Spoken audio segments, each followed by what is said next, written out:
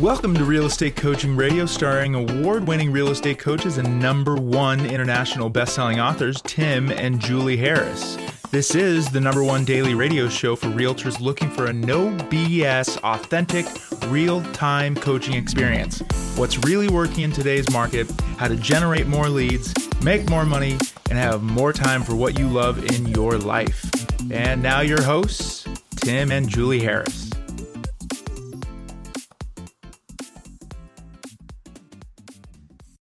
3, 2, 1, and we're back. Julie, it is July the 30th, and we've got a great topic today. We're going to be talking about scarcity and abundance. This is one of those topics that people talk about a lot. It's a kind of a common theme when people are trying to work on their mindset, because it is really interesting how scarcity thoughts kind of rule a lot of people's lives. And some of it is a little bit counterintuitive, too. So we're actually going to have a little bit of an interactive podcast today. So grab your pen or pencil. This is going to be harder to type, so you do want a clean sheet of paper and a pen or pencil. And we'll get over there in a second. But first, we've got some interesting real estate news to share with you. Straight from Inman, the headline is over-the-top luxury real estate coming back into style? Well, the sales figures and marketing coming out over the last several months do suggest this. A recent Douglas Elliman report found that sales in Manhattan apartments are up 150%. Go Manhattan on the comeback, topping a $1.9 billion and rising 12% in average prices. Luxury sales are also up 61% in Portland and in West Palm Beach, for example. So the point of it is, and Julie, I sent you all these summaries of all these, essentially all this positive housing news, is because you and I are trying to counterbalance a lot of the Mickey Mouse that's out there with regards to negative housing news. And I sent you another article this morning about information that came out and about Austin, and I sent that to you. Hopefully you can find it. I have it right here. And we talked about that on a Instagram live we did this morning. Yes. But this is an interesting little statistical thing too, because the headline in essence for Austin was Austin home sales slow down, just like the headline that came out earlier this week was new construction slows down. You guys have to peel back the layers and see what the actual truth is. Yes. So for example, and again, the theme here is don't hit the panic button. When you see this, you have to dig deeper. You have to know the facts. And we're so massively far away from anything that would even appear to be a balanced market, much less a buyer's market, that a little bit of shifting is okay. And we see different markets kind of bouncing up and down inventory-wise. So that's a little bit of a shift, but it's not catastrophic in any way. Let's take these guys back. Let's jump in the time machine. Let's go back to 2007. Sure. Because it's important that you guys understand essentially the dominoes that started to fall in the housing market. If you were in our position, or a lot of you guys were in the markets too, you saw the same thing similar to what we're about to describe, especially in California. Basically, back then, everyone, or a vast majority of the mortgages were what were called subprime loans. And subprime would be people that weren't putting a lot of money down, didn't have great credit, maybe didn't even have jobs. Or any of the above. Right? And so you'd hear stories, and we experienced stories of people buying multiple properties. It would not be unusual at all for someone to leverage themselves into 5, 6, 7, 10 mortgages. And the reality of it is they probably didn't even have hardly any income themselves, because back then the lenders really were not doing a lot of verification, and people were not necessarily being as honest as they otherwise could have been on their applications. And things would still close. Now, why were people buying all those properties? They were buying them because they were gambling, in essence. They were buying them with the idea that the properties were going to go up in value. So as long as your perception was the value was going to increase, you're going to keep the house, and you're going to obviously continue to make a payment, even if you have to subsidize the payment. If maybe your tenant isn't paying it, the payment's $1,000, and maybe you're going to pay. The tenant is paying $1,000, but the mortgage payment's $1,100 or $1,200, and you're going to make up the difference. Whatever the numbers are, you guys get the idea. So essentially, everyone was smoking from the same pipe of hopium.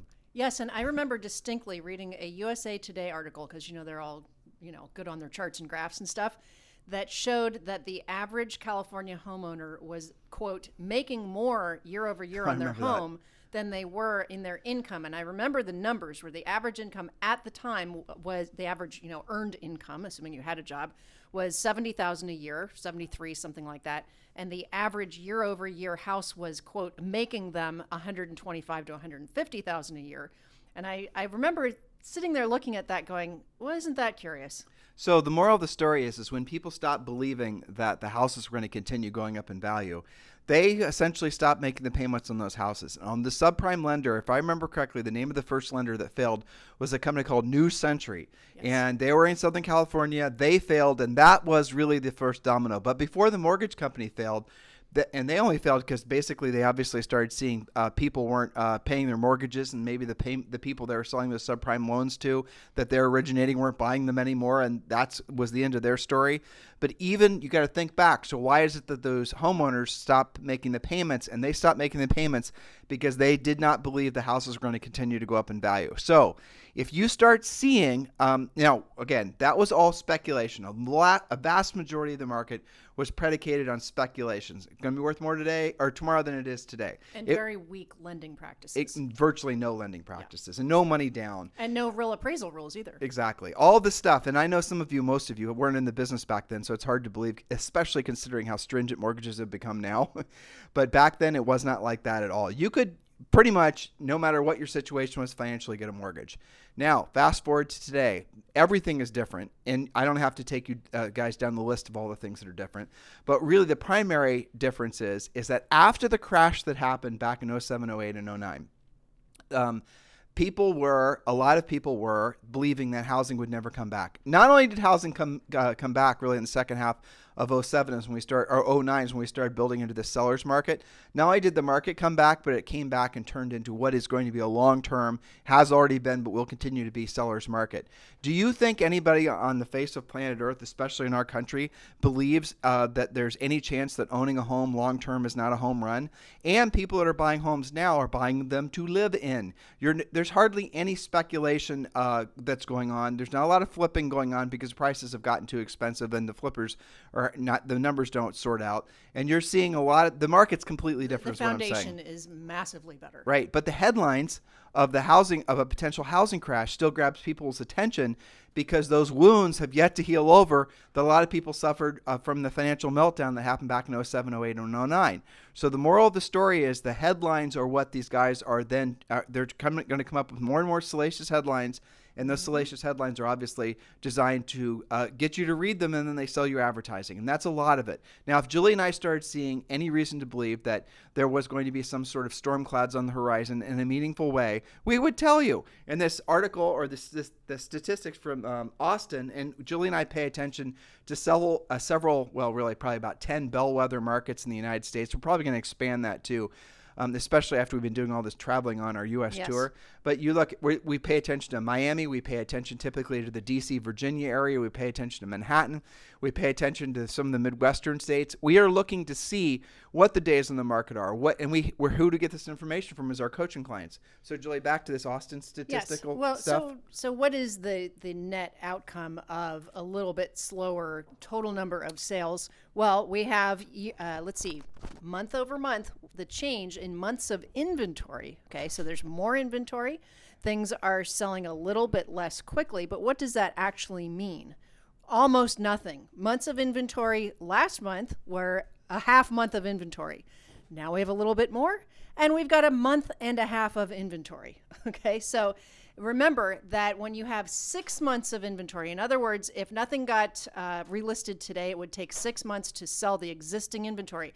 That's the indication that we are in a balanced market. Well, with these new Austin statistics, it changed from a half month of inventory to a month and a half of inventory, with still average days on the market, I think is 14. Average list to sell price ratio, that's the difference between the list price and what it actually closed at, was almost 108%.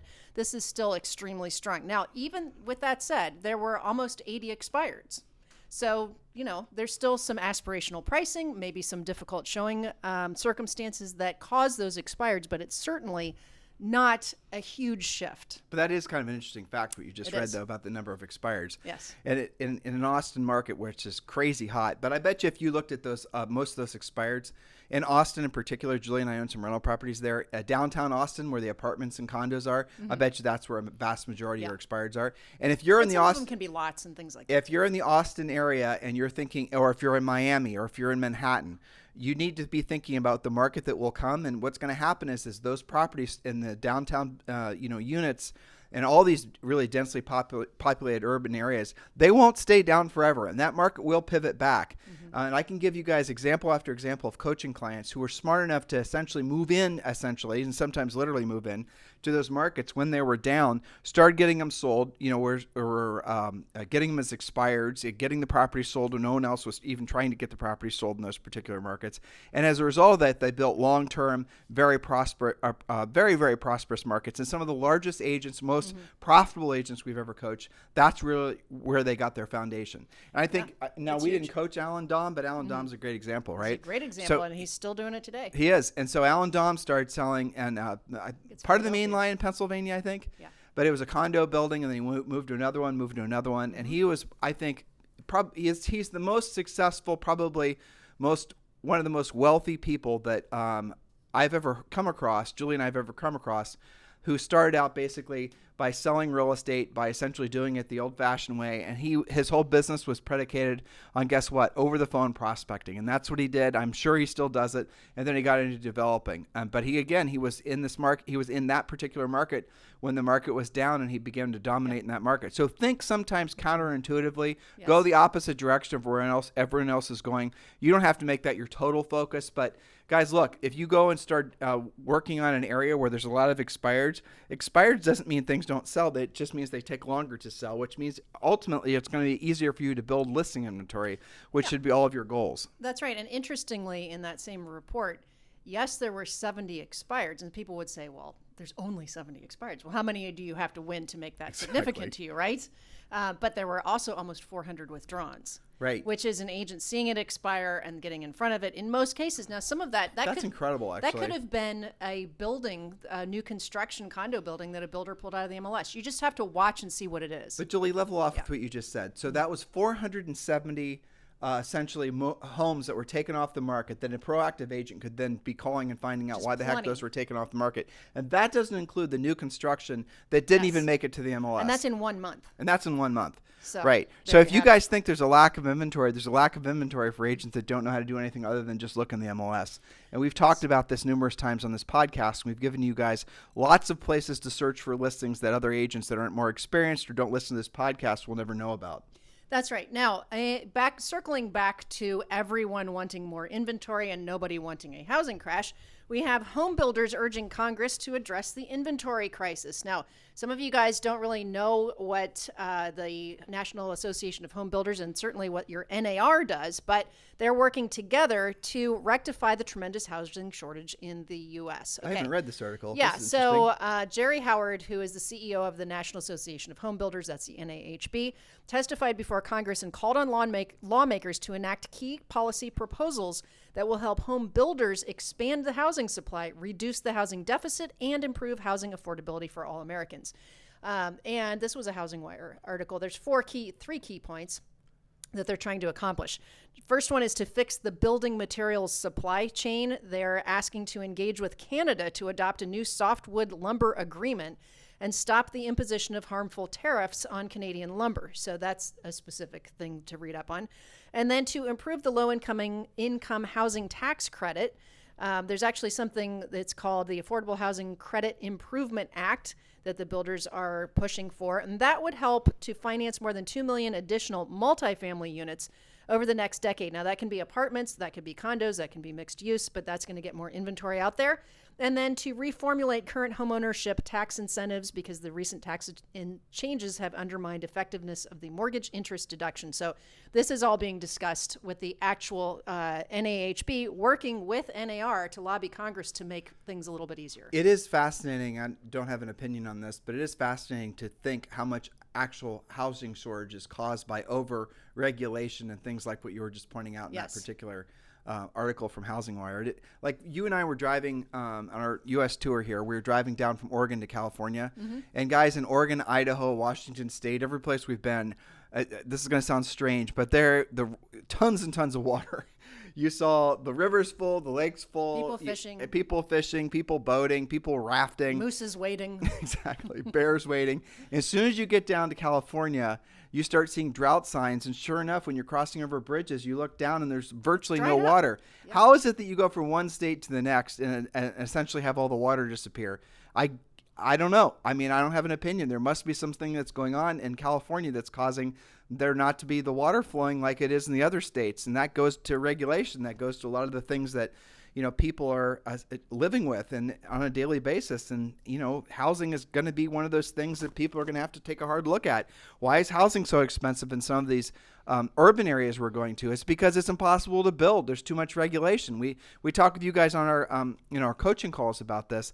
Like, there's such a huge backlog of demand, but they've made, whoever they is, the regulators, the politicians, the ordinance people have made it so difficult to build, so difficult to modify your own property, so difficult to essentially build homes that are going to make it so we no longer are living in this historic housing shortage. And it's not the same everywhere. There's certain states and towns that are highly, highly regulated and other places that are not. For example, one of our Harris certified coaches works in the Albuquerque, New Mexico area, and she reports just oceans and oceans of new construction. Yep. Because it's easier to build there. They're less regulated. There's plenty of land. And so that's a large part of her business right now. People are going to start more so than they are now. I think the other thing we are definitely seeing as we drive through some of these little small cities and towns is there definitely is revitalization that's going on. And it's not being led by government or whatever. No. It's being led by people that can be remote workers, that work on the internet, that can get satellite connections, live where the heck they want to live.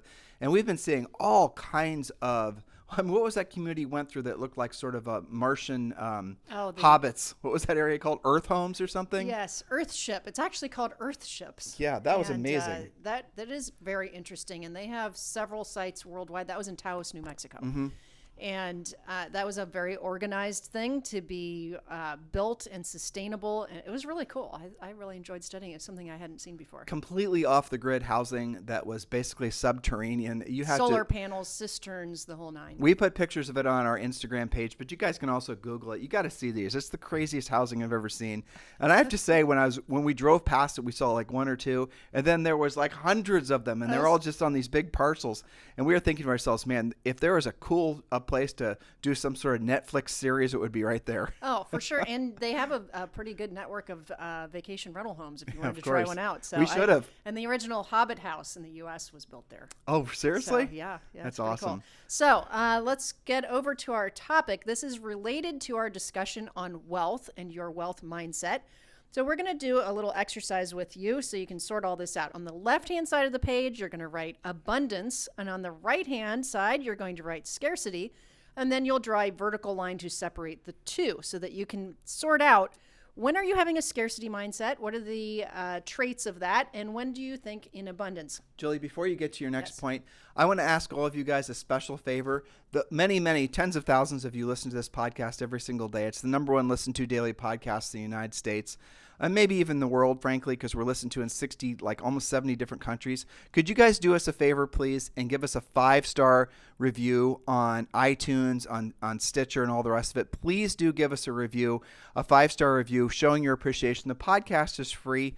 And we would certainly appreciate your support, but it helps the podcast tremendously, and it helps Julie and I to know that we're on track with the information we're giving you and helping you with in your real estate business. And in Julie's example today of the topic, personal life, by giving us a 5-star review on iTunes and on Stitcher. So please do that. That is our special request for all of you from, and again, thank you for continuing to make this number one listen to daily podcast. Yes. So on the left-hand side of your page, you have abundance. On the right-hand side, you have scarcity. You're going to separate the two. So you've got, two sides of your page, and you can draw a little stick figure of yourself on each side to remind yourself, when I have these thoughts, I'm thinking with an abundance mindset. When I have these thoughts, I think with scarcity. So typically, somebody that believes in abundance or has a tendency to have a subconscious that relies on that, abundance thought sequence, their leading thoughts are to compliment other people, to be supportive. A scarcity mindset is to instantly go into criticism or skepticism, that something must not be right. Okay, so take some examples of, maybe there's an agent in your office that just got an amazing, beautiful listing. Where do you go first? Do you criticize? Do you think, oh, well, they just must have bought the listing, or they overpriced and undercommissioned, or they wouldn't have that listing? Or do you think, gosh, how awesome is that? They must be a really kick-ass agent. I want to be more like them, more complimentary. Which do you go to? So in abundance, you have a sense of gratitude. In scarcity, you have a sense of entitlement. So you can see, for example, if I get a listing but you don't, and you believe in scarcity, you think that, there's not enough to go around. Instead of saying, I need to become a better agent, I need to up my skills because I can be like that too. I can get listings like that too. Instead, you go, you did something wrong and there's not enough to go around. You got that listing, so I can't have it. So here's where a skeptic is going to be in conflict with the scarcity versus abundance conversation. Because the reality of it is in everything in life, and this is true when you're dealing with, commerce especially, it is a competition. There's only one person that's going to get the listing contract signed. There's only one listing agent. Life is about competition. A lot of you try to avoid competition and in your businesses, and that's the reason your businesses level off. If you really want to become the best version of yourself as a salesperson, realize that the real competition, it's not with yourself, it's basically with what you choose to learn. It's what the value you bring to other people. So for example, and this goes to abundance, if you're not having the quality of life, if you're not having the quality of experiences, the health, the happiness, the wealth, all those things, but really focused primarily on finances. If you don't have the financial abundance you want in your life, there's a direct correlation between the number of people you help accomplish their goals, and the number of goals and the amount of goals that you're able to accomplish in your own life. So if you're not living in the life that you dreamed for yourself, if you're not living in an abundance yourself, it's probably because you have yet to connect the dots. If you help more people accomplish their goals in real estate, it's very easy, right? Help them sell their house, help them buy a house.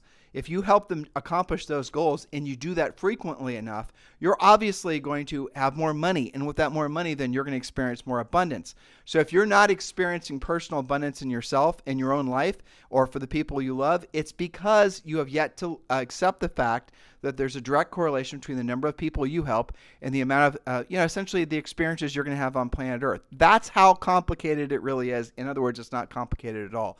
And to think that, you're essentially being, how do I say this tactfully? To think that someone is taking away from you, or to think that, it's the whole pie conversation, right? There's only so many pieces of the pie to go around. That is the type of thinking that will always keep you small. Because if you shed all of that and you just realize that there's an unlimited number of people, especially in a housing market like this, they're always going to want to do business with you as long as you're caring and you're competent and you're skilled.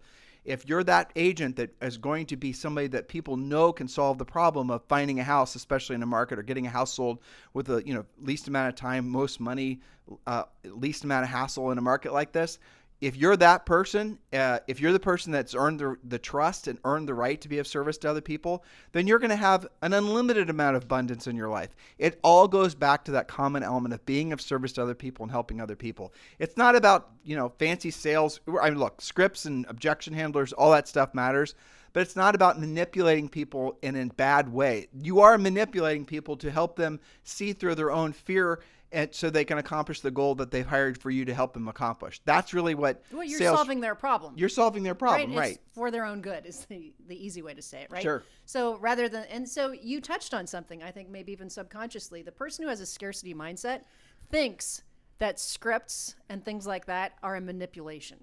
Yeah. Versus a person who believes in abundance, which is what you just said. We're here to fix the problem. I'm here to, give you a smooth transition. You've got this real estate issue or goal. I am the person that's going to help you get there. There's a difference in how you think about that.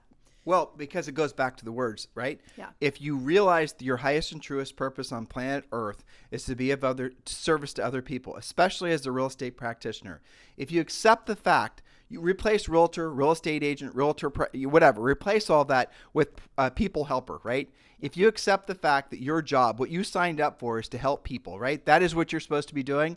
Then to help people, you need to have a skill set that's going to be able to help enough people. If all you know how to do is open lock boxes and open doors in a certain price range in a certain part of Omaha, then you're going to have a very limited. You're going to help a very limited number of people, right? And that's the problem that many of you experience, is you've yet to realize that the more you know, the more people you can help, the more you're going to grow.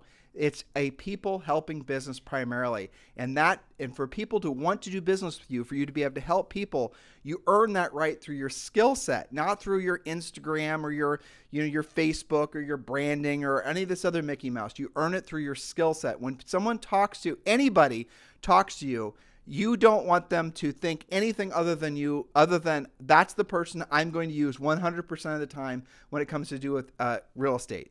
And that takes skill, and you know it. And if you think that you lost because somebody else took it away from you, or because somebody else cheated. Right. So that's another specific difference. Okay. So the person that has an abundance consciousness says to themselves, I know that I can do it because I have this skill because I've worked on it, or I am getting this skill. They own it. They own that accountability of achieving that for someone. The person who lives in scarcity is in denial of that. Whenever they don't get something, it's always somebody else's fault or the market's fault or something like that. And that's why people in scarcity mindset, those are the ones who live in fear of a shifting market. Right.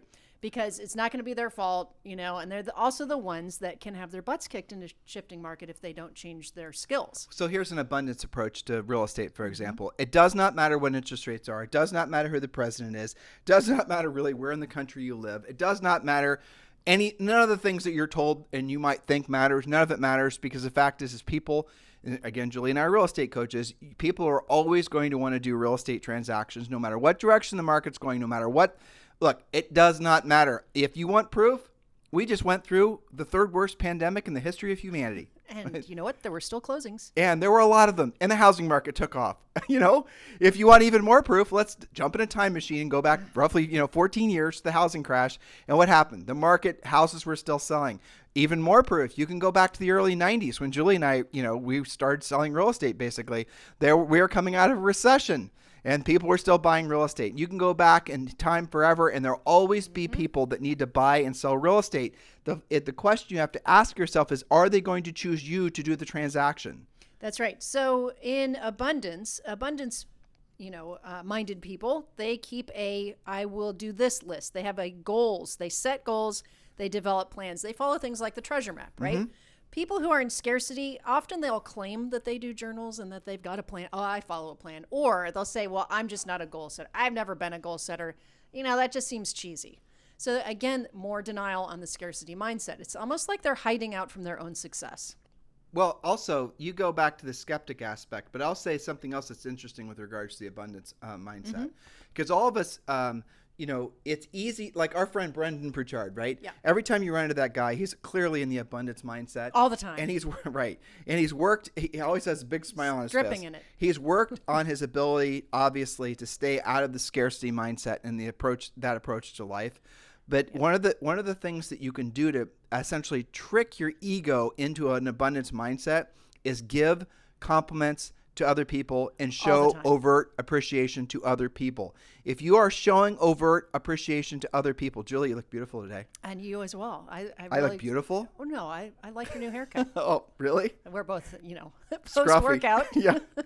Hold on. Thank you. You cut my hair, so I'm not sure if that's not, okay. No, but I get the point. I'll give you an example, though. Even before I knew anything about this abundance and scarcity business, and if you're a coaching client of ours in Premier, this is on your Premier website. You can use this. Maybe even post it in your office to keep yourself honest on this stuff. But I remember after I learned this, looking back to maybe in my early 20s and thinking, I remember my grandma never complained about any illness, ailment, condition, politics, nothing.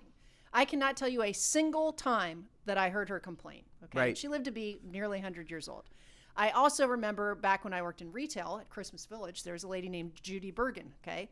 Complimented all the time, never complained, never had a sour word to say about anyone, even if there were grumpy customers. Nothing. Never a sour word. But that stayed with me. I remember I didn't think, oh, well, they have an abundance mindset. But even back then I thought, well, isn't that an interesting way to be? But that's a superpower. And if you read books and profiles about people that have the it factor, right? That's part of it. And we've talked about this on the podcast too, but there are like people that are remembered as being, they walked into the room, or he or she walked into the room and everyone was drawn to them. And they had this sort of like, they lit up the room. That sort of thing. Well, what is it specifically? What were the qualities that person had?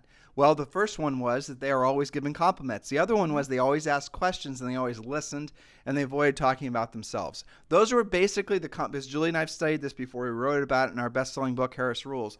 But those are the elements that, generally speaking, make it so that people are going to be attracted to you. It's why the Ford script works. Totally. Because you're getting away from your own ego and you're getting the other person to talk. Right. If you want people to love you, ask questions about them and compliment them. And actually pay attention to the answer. And the funny thing is you guys should just think about this right now. So I've asked all of you to go and give us a 5-star review on iTunes. At some point, in differing levels, I'm sure this podcast has helped you and motivated you and maybe had a profound impact on your business and your personal life. I'm asking you to show gratitude by giving us a 5-star review on iTunes or on Stitcher. I sincerely appreciate that. But here's the side stream benefit that you get from doing that is that you will personally feel better after you do it because you've shown appreciation for something. And then if you continue to do that, if you become the person who, and I've had coaching clients that have had, really bad attitudes basically. Mm-hmm. And one of their homework assignments was they have to write down, or they have to give 5 overt forms of appreciation every day and write it down. And that was basically what their homework was. Mm-hmm. It wasn't even a real estate homework assignment. It's transformational, isn't it? It is, because they then start not just, at first it's almost painful for them to show appreciation to other people because it's so foreign forced to them. Right. Yeah. And it is forced, but who cares? So when you and I when you and I have been going to the gym at this hotel and we haven't been to the gym in 2 weeks, that's totally forced, right? Yes. So you see these, you see these people start becoming these people that are naturally, I'm an introvert. I don't act like that. I'm a skeptic. I put a lot of value in my ability to think things through and make careful decisions and being a skeptic. I'm not suggesting that you lose your ability to be, smart and make smart decisions. What we're suggesting is that you move away from how you're probably thinking about life in general. Test yourself. Do you give compliments to other people? Do you show appreciation to other people? Not just digitally when you're hitting a little, heart symbol on Instagram or liking them. I mean, overtly saying something nice to people. Zoe's looking at me right now, shaking her head. She likes to put hearts on things. She gives compliments all the time. She always shows overt appreciation, right, Zoe? Yeah, she's showing me a heart right now. That's what I'm talking about. So are you like that? Because when you're like that, here's what happens. I'll use Zoe as an example.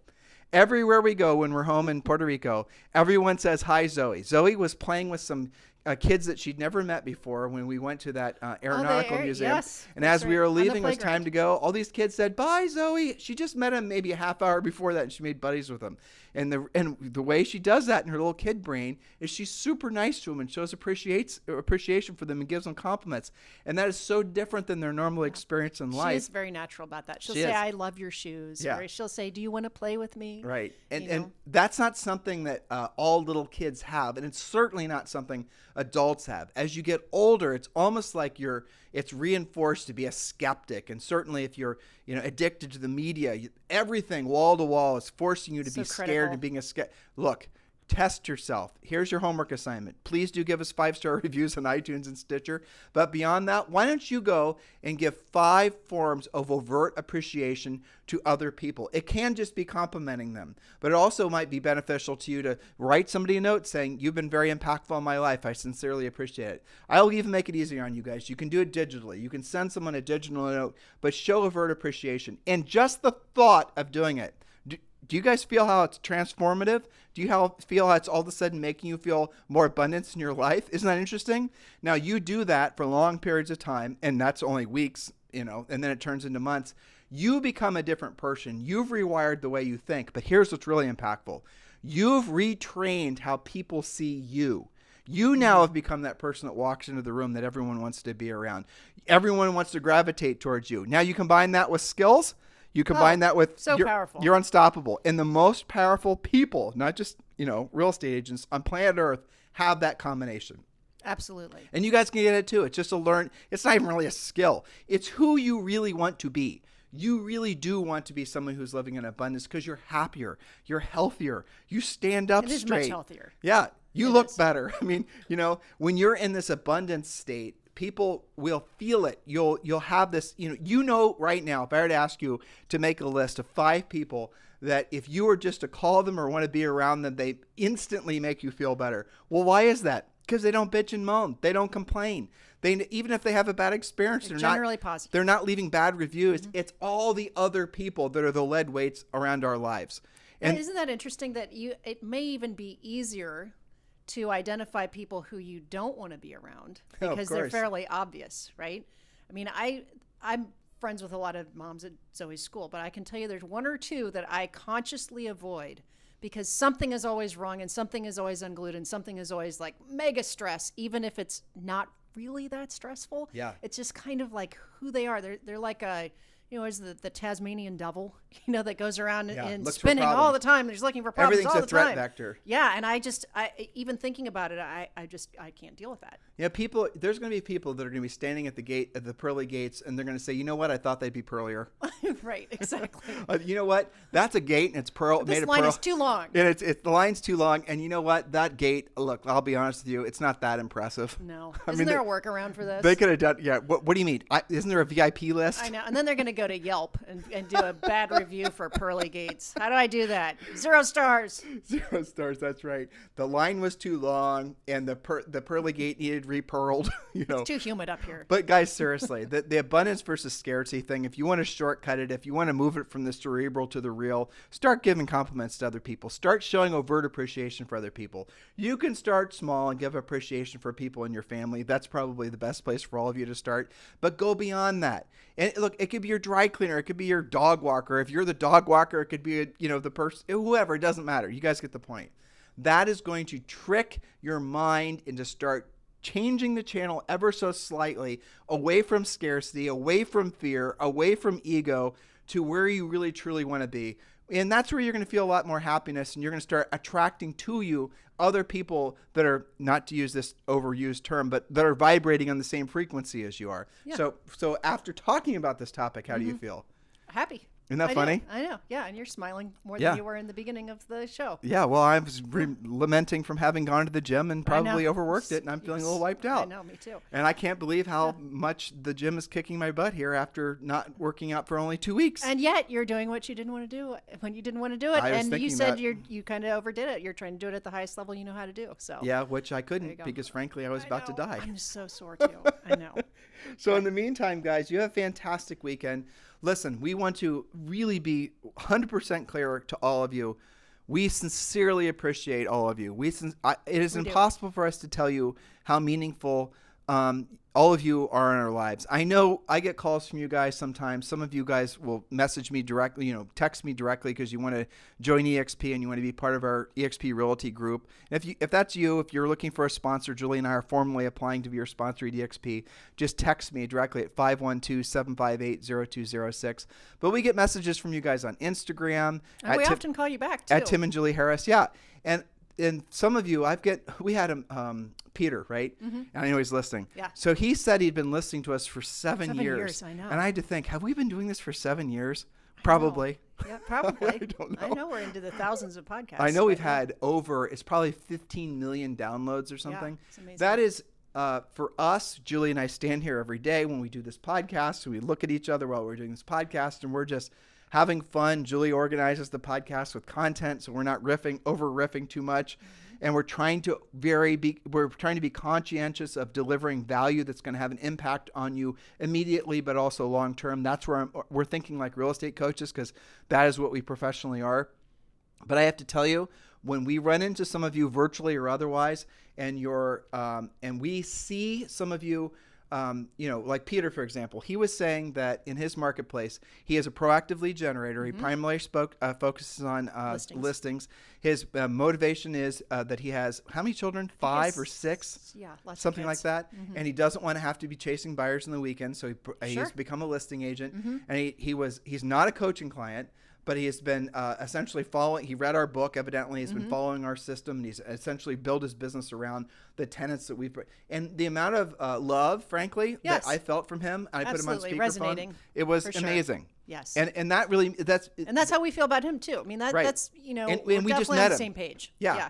And this is the type of thing, this movement that all of us are creating to return sanity to real estate. Mm-hmm. It's not just that. It's really to make the most of all of our lives. All of, your life, our lives. We're all in this together. Some of you think, well, this is just Tim and Julie. They're just podcasting from someplace. And where are we, Julie? Napa. California. Yeah. Mm-hmm. Tomorrow we're going to be in San Francisco or whatever.